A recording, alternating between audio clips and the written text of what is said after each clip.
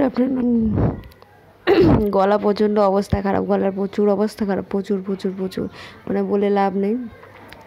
সকালবেলা করে ঘুম থেকে উঠছি, টাইমিং চেঞ্জ করে দিয়েছি, সকালে ঠান্ডা মেজাজটা অনুভব করছি, আর তার সাথে গরম কফি চলছে, তাও আবার ব্ল্যাক কফি উইদাউট সুগার। আমার জীবনের নতুন সঙ্গী। তোমরা হয়তো থাম্বনেল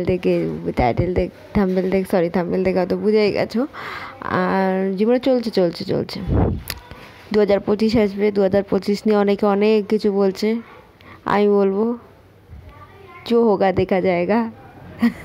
এই জীবনটা একটা বছর, একটা কোনো নতুন বছর আছে, সমস্যা আছে, ভালোবাসা আছে, মান অভিমান আসে, রাগ আসে, প্রিয়জনের সাথে সময় কাটানো আসে, বন্ধুদের সাথে বেড়ানো আসে, মারপিট আসে, ঝগড়া আসে, সব কিছু আছে। সব কিছু নিয়ে নতুন বছর সামনে। 25 ডিসেম্বর। উল্টোপাল্টা বলছি, দেখতে পাচ্ছ তো? প্লিজ তোমরা কিছু মাইন্ড করো না।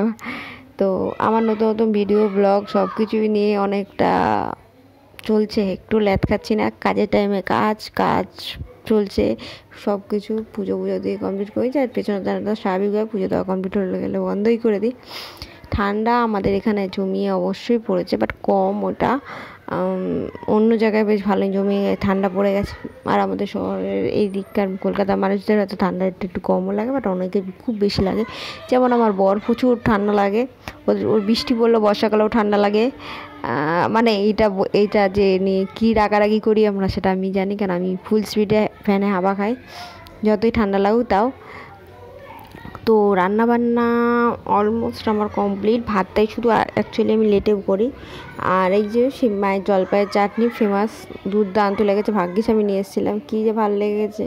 আর এখানে তরকারি পরে করছে।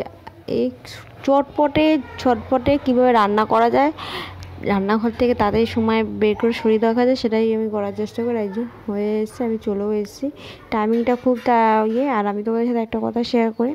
ভাতের মধ্যে নুন দিয়ে ঢাকনাটা দিয়ে দেবে, ভাতের জল তাড়াতাড়ি ফুটে যায়। সেটা শীত ও গরম করলে তাড়াতাড়ি ফুটে যায়। আর যদি মনে করো ভাতটা গ্যাস বাঁচাতে দেওয়ার, তাহলে ভাত 90% হয়ে গেলে ভাতটা মানে এটা বন্ধ করে রেখে দিও, ভাত অটোমেটিক হয়ে যাবে। তারপর ফ্যান গেলে নিও। তো চলো, বিকালে কাজ আছে। তো বিকালে কাজ আছে বলতে প্রচুর কাজ আছে, প্রত্যেকটা কাজ আমাকে কমপ্লিট করতে হবে, না কমপ্লিট করলে আর কাজ করা হবে না। আর কি বলবো। আর এই যে এটা দেখতে পাচ্ছি, এটা অনেক পুরোনো ড্রেস, এটা আমি এখন পরে দেখবো কেমন লাগছে।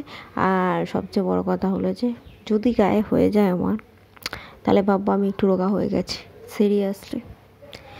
মানে কি বলবো, রোগা তো হয়েছে অল্প একটু, বোঝাই যাচ্ছে। ড্রেস পরে ঢিলাবিলা হচ্ছে, কিন্তু স্বাভাবিকভাবে আমি সেটা নিয়ে অহংকার করছি না। আমি ভাই না জিম গিয়ে না করে যদি রোগা হতে পারি, বাড়ির খাওয়া দাওয়ার খেয়ে হয়ে যাব। আমি প্রচণ্ড ভাত খেতে ভালোবাসি, আর প্রচণ্ড মাছ খেতে ভালোবাসি। কিন্তু ভাত আমি একবার খাই, কিন্তু মাছ হলে আমি দুবেলাই ভাত খাই। মাছ প্রচণ্ড খেতে ভালোবাসি, মাংস থেকে, ডিমের থেকে। মাছ ছাড়া আমার চলে না। তাও এখন রোজ মাছ আমি খাবো না, মানে অনেক প্রবলেম, অনেক আমার এই হ্যাপাগুলো আমার মা বাবা সামলিয়েছে, এখন আমার বরকে মায়ের সাথে সামলাতে হয়। সে বেশি বকবক করে না, আমার মায়ের মতন সে বেশি বকবক করে না। এই যে জিনিসপত্রগুলো, যেগুলো নিয়ে কাজ করতে হয়েছিল, তোমাদের দেখতে হলে অবশ্যই আমার ফেসবুক চ্যানেল মানবিকাতে ভিজিট করতে হবে, মানে প্রোফাইলটা।